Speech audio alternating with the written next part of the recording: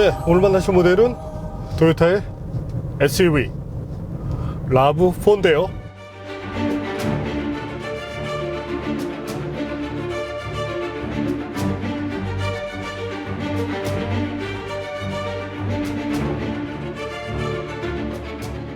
페이스리프트를 통해서 조금 더 탄탄해진 그런 완성도를 자랑하는 것이 특징입니다. 차에 올랐을 때부터 분명히 다른 느낌을 보여주고 있는데요. 과연 그런 라브4의 매력이 무엇인지 잠시 후 함께 느껴보시겠습니다.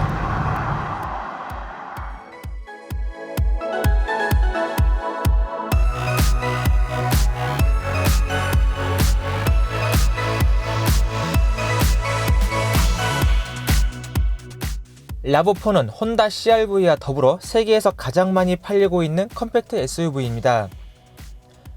지난 3년간 미국에서 판매된 동급 컴팩트 SUV의 판매량을 비교해볼까요? 한 해 평균 30만 대 이상이 팔릴 정도로 인기가 남다릅니다. 현재는 페이스리프트가 적용됐고 가솔린이 아닌 하이브리드 모델이 전면에 나섭니다. 토요타의 8번째 하이브리드 모델인 라브4 하이브리드는 한층 정돈된 디자인의 컴팩트 SUV로는 꽤 큰 차체를 갖습니다. 보시는 것처럼 투싼과 산타페 중간 정도의 크기입니다. 하이브리드 모델과 가솔린 모델 간의 디자인 차이는 크지 않습니다. 푸른빛이 감도는 하이브리드 전용 엠블럼과 배지가 추가된 정도입니다. 인테리어는 심플하며 각종 기능을 사용하기 편리하게 만들어졌습니다. 특히 큼지막한 버튼들은 쉽고 직관적으로 사용을 유도합니다. 수평적으로 디자인된 대시보드는 실내를 더 넓어 보이게 해줍니다. 반면 센터페시아 모니터 크기는 다소 작아 보입니다. 뒷좌석 공간도 상당합니다. 레그룸과 헤드룸 모두 충분하고 바닥면도 평평합니다.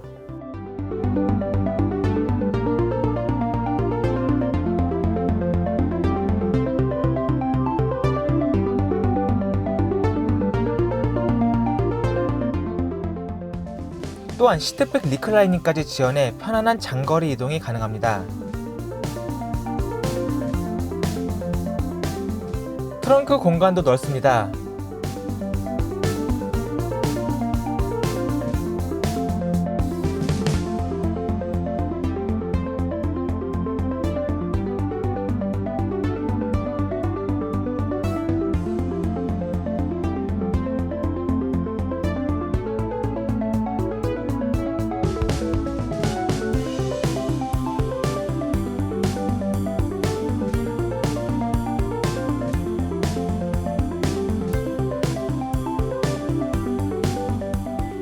전동식 리프트 게이트도 갖췄습니다.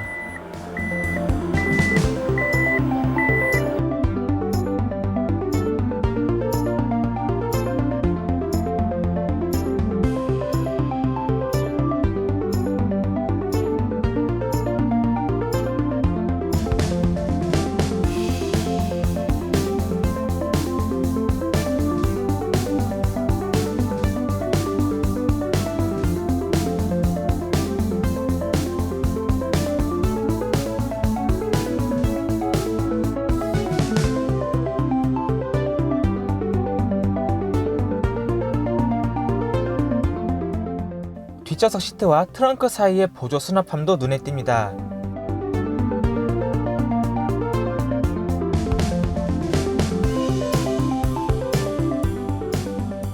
가솔린 모델과는 계기판 디자인과 시동 버튼 색상이 다릅니다.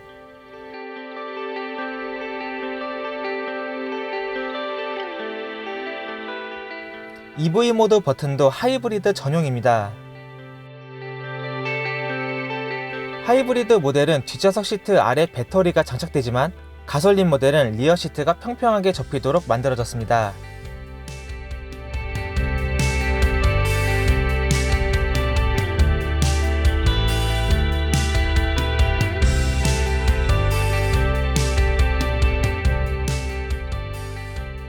새로운 라브4가 저희 팀 패널들에게 좋은 점수를 받을 수 있을지 확인해 보겠습니다.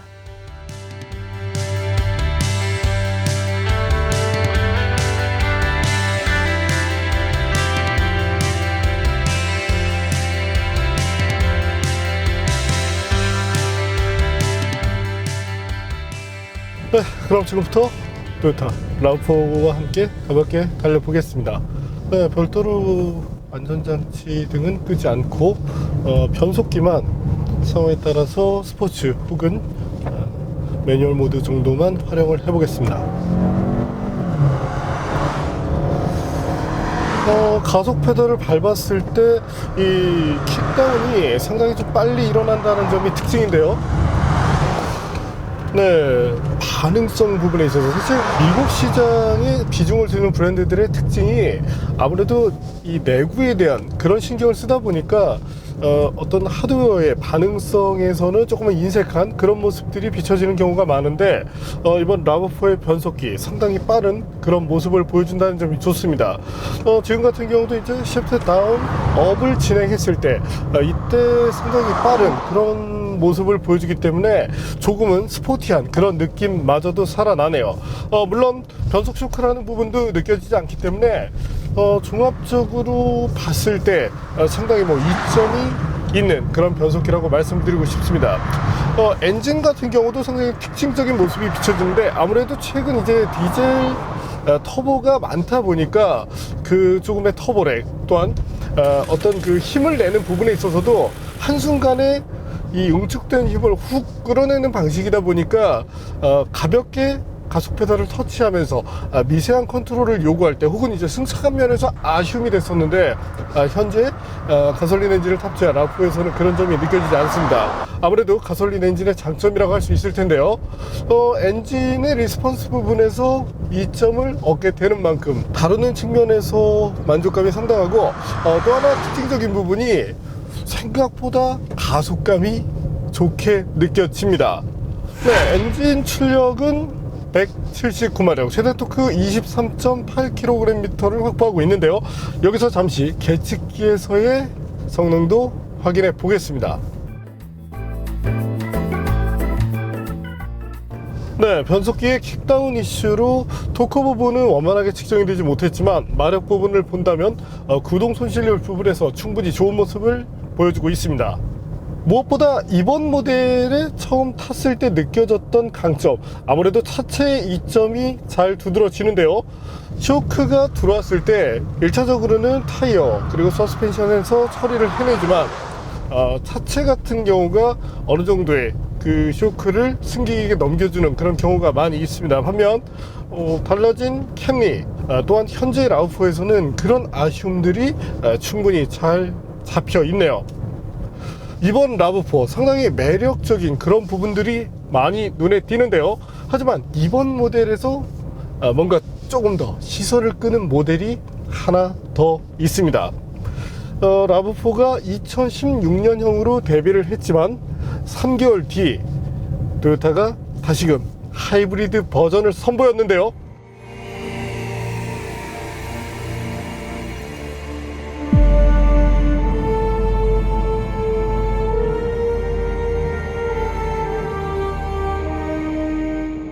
토요타가 자랑하는 기술인 하이브리드, 그 시스템을 담은 RAV4는 어떤지, 네, 두 모델 간의 가벼운 비교를 시작해 보겠습니다.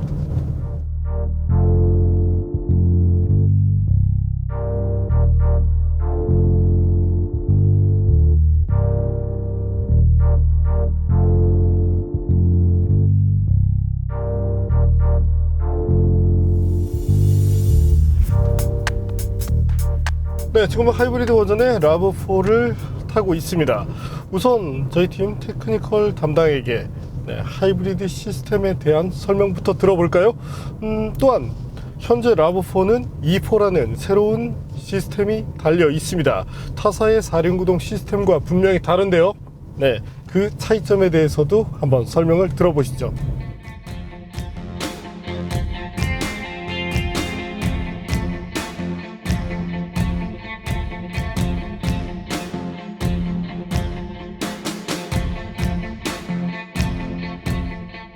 네, 토요타의 하이브리드 시스템에 대해서 알아보기 전에 간단하게 스트롱 하이브리드가 방식에 따라 어떻게 분류되는지 알아보겠습니다. 가장 대중적인 구조는 병렬형 방식입니다. 엔진과 변속기 사이에 모터가 자리하는 방식인데요. 구조도 간단하고 구조적으로 큰 변경이 필요하지 않기 때문에 많은 메이커들이 이 방식을 사용하고 있습니다. 네, 현대 기아차의 모든 하이브리드 차가 바로 이 방식을 사용하고 있고요. 하지만 모터 출력이 제한적이기 때문에 EV 모드 가용 시간이 짧고 특성상 동력을 만들어낼 때 배터리를 충전시킬 수가 없습니다. 직렬 하이브리드는 사실 전기차의 개념에 가까운데요. 엔진은 발전기의 역할만 하고 모터 혼자서 차량을 움직입니다. 때문에 하이브리드라기보다 주행거리 연장차, 즉 레인지 익스텐더라는 표현을 자주 사용하고 있습니다. 대표적인 모델로는 쉐보레의 V-볼트를 꼽을 수가 있습니다. 마지막으로 이 모든 장점을 결합한 것이 바로 도요타의 하이브리드 시스템인데요. 과거에는 토요타만 사용을 해왔지만 현재는 혼다 어코드 하이브리드, 쉐보레 말리부 하이브리드에도 직병렬 방식의 하이브리드를 사용하고 있습니다. 링컨 MKG 하이브리드 같은 경우에는 토요타의 하이브리드 방식을 갖고 와서 차량을 만들어내고 있습니다. 네, 그럼 라브4 하이브리드의 가장 큰 특징인 E4에 대해서 알아볼까요? 하이브리드 4륜 시스템인 E4는 구조적으로 꽤나 흥미로운 구성을 갖습니다. 먼저 앞바퀴는 엔진과 모터가 결합된 장치가 담당을 합니다. 뒷바퀴에는 전기 모터가 장착됐고요. 드라이브 샤프트도 없고 구동력을 배분시켜주는 PTU도 없습니다. 간단하게 4륜 시스템을 만들어낸 것입니다. 앞바퀴의 전기 모터는 76마력, 뒷바퀴의 전기 모터는 67마력을 발휘합니다. 평상시에는 앞바퀴의 대부분의 구동력이 발휘되지만 상황에 따라서 후륜에 최대 60%의 구동력을 전달시킬 수가 있습니다. 그만큼 앞바퀴의 구동력은 상황에 따라서 탄력적으로 배분이 되기 때문에 실제 기계적인 4륜 구동 시스템과 동일한 방식의 효과를 내게 됩니다. E4가 갖는 이점은 크게 5가지를 꼽을 수가 있습니다. 첫째는 간단한 구조를 통해서 실내 공간을 넓히고 무게도 낮출 수가 있습니다. 두 번째 이점은 넉넉한 모터 힘 덕분에 연비를 높일 수가 있고요. 네, 세 번째 이점은 보다 강력한 모터의 힘을 통해서 보다 빠른 가속력을 이끌어낼 수가 있습니다. 네 번째 이점은 견인 용량에서도 차이를 보이는데요. 라브4 가솔린 전륜구동 모델의 견인 용량이 800kg에 불과하다면 라브4 하이브리드는 최대 1650kg을 이끌 수가 있습니다. 마지막으로 5번째 장점은 두 개의 모터에서 제동 에너지를 회수해주기 때문에 보다 빠르고 효율적으로 배터리를 충전시킬 수가 있습니다. 네, 이 정도면 상당히 참신한 4륜 시스템이라고 할 수가 있겠는데요. 하지만 어디까지나 온로드에서 안정성을 추구한 방식이기 때문에 본격적인 오프로드를 위한 4륜 구동 시스템이 아니라는 점은 참고할 필요가 있겠습니다. 네, 하이브리드 방식과 라브4 하이브리드의 E4에 대해서 살펴봤으니 다른 라브4의 매력을 김기태 PD님과 함께 알아보겠습니다.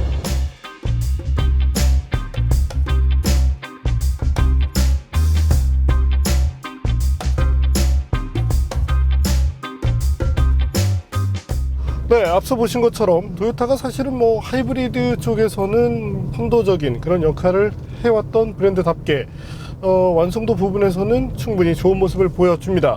또 하나 특징이 수입사 발표 연비보다 실용 구간에서 느낄 때 실연비가 조금 더 좋다는 점이 인상적인데요. 특히 가솔린 모델과 비교를 했을 때 그런 점들이 분명하게 두드러집니다. 우선 파워트레인에 대해서 간단히 한번 알아볼까요? 앞서 보셨던 가솔린과 한번 비교를 해보겠습니다. 현재의 하이브리드 버전은 시스템 총출력 197마력을 낼 수 있고 전기 모터 하나만 갖고도 143마력의 최고 출력을 낼 수 있습니다. 엔진의 구동 출력은 152마력 정도인데 애킨슨 사이클 엔진의 특성에 의해서 이 출력이 조금 낮다고 봐주시면 됩니다. 사실 이제 애킨슨 사이클 엔진의 특성에 대해서 모르면 무슨 배기량이 이렇게나 큰데 이거밖에 안 돼 라고 얘기하실 분들이 계실 텐데 엔진의 특성 자체 초점을 맞추고 있는 부분이 일반적인 가솔린과 조금 다르다는 점을 인지하실 필요가 있겠네요. 변속기는 eCVT를 사용합니다. 사실 이것을 하부에서 본다든지 하게 되면 굉장히 작게 보여지는데요. 때문에 뭐 변속기가 이렇게 작아라고 생각하실 분들도 있으실 겁니다. 하지만 변속기의 개념 자체가 조금은 다르죠. 다시금 테크니컬 담당에게 eCVT에 대해서 한번 들어볼까요?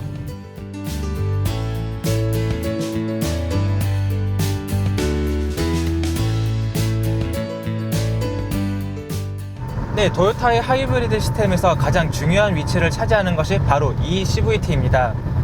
흔히 CVT라고 해서 풀리로 작동하는 그런 변속기를 떠올리시는 분이 많은데요. 하지만 이 CVT는 그런 변속 장치가 아무것도 없습니다. 대신 발전기 모터와 구동 모터로 이루어진 집합체가 엔진과 직접 결합되어 있습니다. 엔진이 구동 모터와 함께 노면에 구동력을 전달시킬 수가 있고, 또는 발전기로 변신을 해서 발전기 모터를 돌려 배터리를 충전시킬 수도 있습니다. 여기에 일반적인 하이브리드보다 전기 모터의 출력이 높기 때문에 EV 모드 가용 시간도 높습니다. 라브4 하이브리드의 경우 정지 상태에서 시속 50km까지 EV 모드로 가속을 할 수가 있었고요.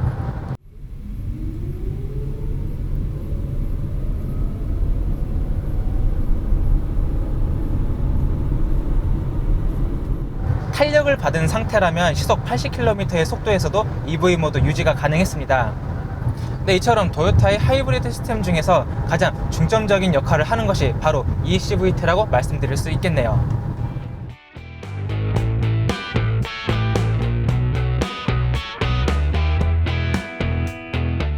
어쨌든 뭐 상당히 효율적인 그런 변속 시스템임에는 분명하고요.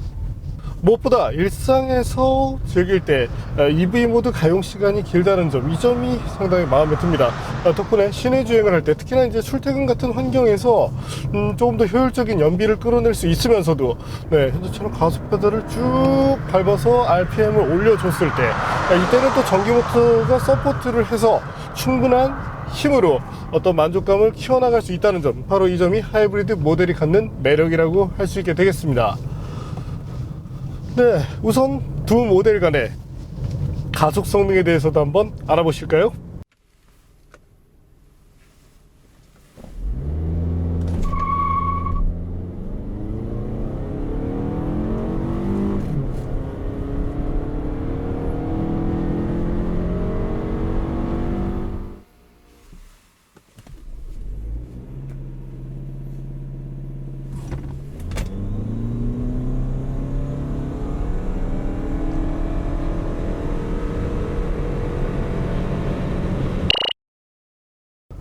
현재 보시는 것처럼 아무래도 전기 모터의 힘이 더해지는 하이브리드 쪽이 조금 더 빠른 모습을 보여주었습니다. 일단 이제 배터리를 어느 정도 소진시킨 상태에서도 저희가 테스트를 한번 진행해 봤는데요. 이때는 약 2초 정도 늦어지는 모습이 비춰졌는데, 뭐 그럼에도 불구하고 엔진의 출력이라든지 차량의 컨셉, 이런 것들을 감안해서 본다면 크게 부족함 없는 성능이라고 말씀드릴 수 있겠습니다. 네, 물론 현재처럼 가속 능력을 끌어내고 있는 환경에서, 네, 꾸준하게 속도를 올려 나가다 보면, 네, 가솔린 모델 같은 경우는 시속 170km를 전하는 환경에서 차가 멈칫한 그런 느낌을 받게 됩니다. 그래서 저희가 원인을 찾아봤더니 그때 기어를 변속해서 5단으로 넘기는 경우가 있었는데요. 이때 네, 임의적으로 4단 쪽을 활용해서 제어를 해주시면 조금 더 빠른 그런 가속을 즐길 수 있게 됩니다. 이 가속 페달을 밟고 있는 이 시간에 따라서 조금 더 타이트한 그런 변속 로직을 만들어주면 가속에 대한 만족감이 좀 더 커질 것 같습니다. 가솔린 모델과 하이브리드 버전 모두 시속, 스피드미터 상으로 시속 200km까지 그렇게 무난한 주행 성능을 보여주기도 했고요. 네, 차량의 느낌, 우선은 이 차체 쪽에서 전해지는 그런 느낌에 대해서 앞서도 마음에 든다고 말씀을 드렸는데, 확실히 달라진 그런 모습들이 잘 비춰집니다. 무엇보다 마음에 드는 것은 바로 승차감인데요. 가솔린 모델에서 승차감이 좋은 것은 사실은 당연한 일이죠. 하지만 하이브리드 모델 같은 경우, 뭐 타사 모델도 그렇지만 조금은 이 차체의 하부 쪽이 약간 경직되어 있는 그런 느낌을 보여줄 때가 많습니다. 때문에 이 점이 승차감을 조금은 저하시키는 그런 요소로 작용하기도 하는데, 현재 라브4 하이브리드에서는 그런 점들을 전혀 느낄 수가 없습니다. 전해지는 쇼크를 뭐 타이어 서스펜션에서도 충분하게 잘 처리를 해내고 있고, 이후 차체에서도 불필요한 그런 진동을 갖고 있지 않기 때문에 승객에게 불편한 그런 느낌을 전해주지 않는다는 점이 좋은데요. 다른 하이브리드 모델과 비교를 하더라도 이런 점만큼은 상당히 우위에 설 수 있는 부분입니다. 때문에 차를 타고 있을 때 어떤 뭐 브레이크 페달을 조작하거나 강하게 조작할 때의 약간의 이질감, 아무래도 뭐 회생제동 에너지를 만들기 위한 이런 특성인데, 그런 부분을 제외하고선 가솔린 모델과 그렇게 큰 차이를 느끼게 하지 않습니다. 또한 전기 모터를 통해서 구동하는 시간이 길어지는 만큼 MVH에 대한 그 만족도 역시 커지는데요. 두 모델 간의 정숙성에 대해서도 한번 알아보겠습니다.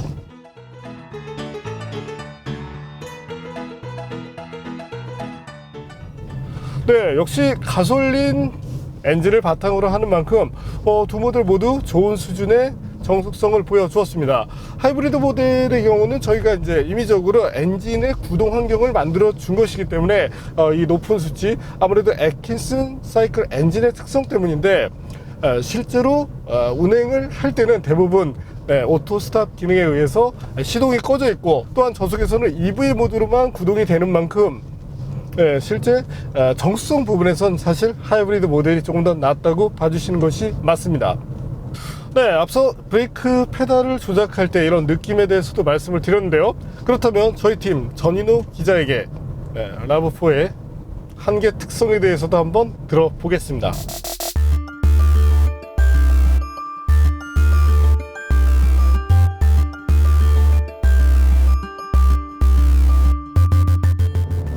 라브4의 한계 특성 그리고 스포츠 주행 시 특징에 대해서 알아보도록 하겠습니다. 먼저 역시 한계를 알아보려면 조금은 달려봐야겠죠.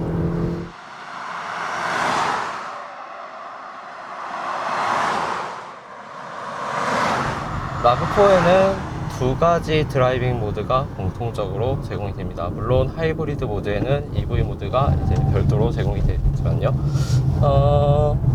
보통 가족용 차량을 지향을 하는 차량들이면 에코 모드와 스포츠 모드 간의 차이가 그냥 스티어링만 조금 무거워지고 생색을 내는 정도인데 반해서 라브4는 에코 모드와 스포츠 모드의 차이가 상당히 큽니다. 지금은 에코 모드로 달리고 있는데요. 에코 모드의 경우에는 뭐 전기 모터가 작동을 할 때도 있고, 엔진과 전기 모터가 함께 작동을 하면서 연비를 절약하는 측면도 있죠. 하지만 이렇게 스포츠 모드를 작동을 시켰을 때는 전기 모터와 내연기관 엔진이 동시에 구동유군으로 출력을 전달하면서 상당히 만족스러운 가속감을 보여줍니다. 에코 모드와는 정반대의 성격을 보여주네요.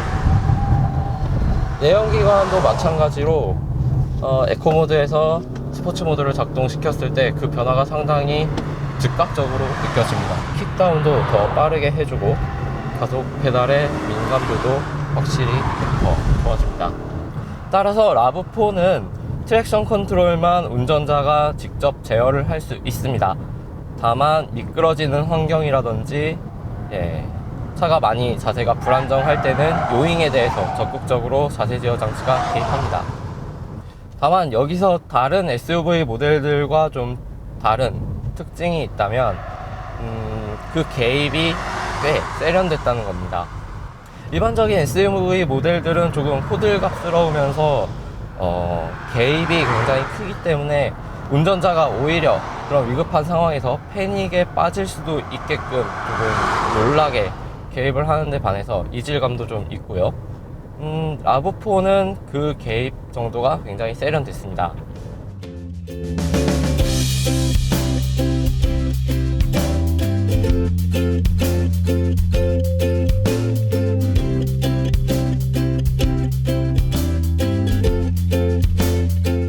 일단은 차체 자세 제어 장치에 대해서 얘기를 해줬는데 이런 부분에 대해서 참 재밌게 받아들여집니다.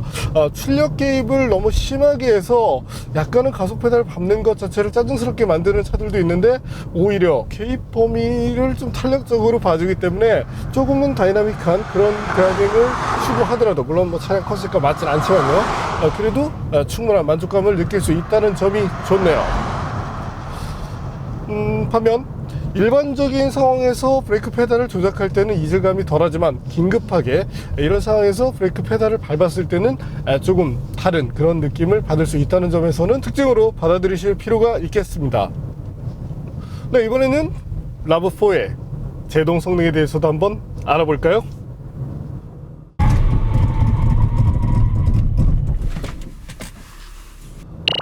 네, 한 가지 재미난 것이 이 테스트를 지속적으로 반복을 하더라도 일정 수준의 그런 내구 능력을 보여주었다는 점이 마음에 듭니다. 특히나 1m 내외였기 때문에 어떤 제동 시스템에 대해서는 충분히 신뢰할 만하지 않은가 이렇게 생각이 되네요. 네, 하이브리드 버전의 RAV4 개인적으로는 과거에는 사실 하이브리드를 좋아하지 않았습니다. 국내에 처음 들어왔었던 초창기 프리우스가 제 개인적으로는 뭐 이렇게 만족도가 높지 않았는데, 하지만 그 이후로 분명히 토요타가 달라진 모습들을 보여줬었고, 지금은 사실은 고연비 차량 중에서 최고로 꼽는 것이 프리우스입니다. 또한 렉서스 GS를 통해서 하이브리드 모델이 분명히 다른 면모를 가질 수 있다는 것도 느껴봤었는데요. 그렇기 때문인지 현재 RAV4 하이브리드 개인적으로는 조금 더 마음에 듭니다. 네, 여기서 잠시 무게 차이에 대해서도 한번 알아볼까요? 뭐 당연히 하이브리드가 무거울 것으로 예상은 되는데요.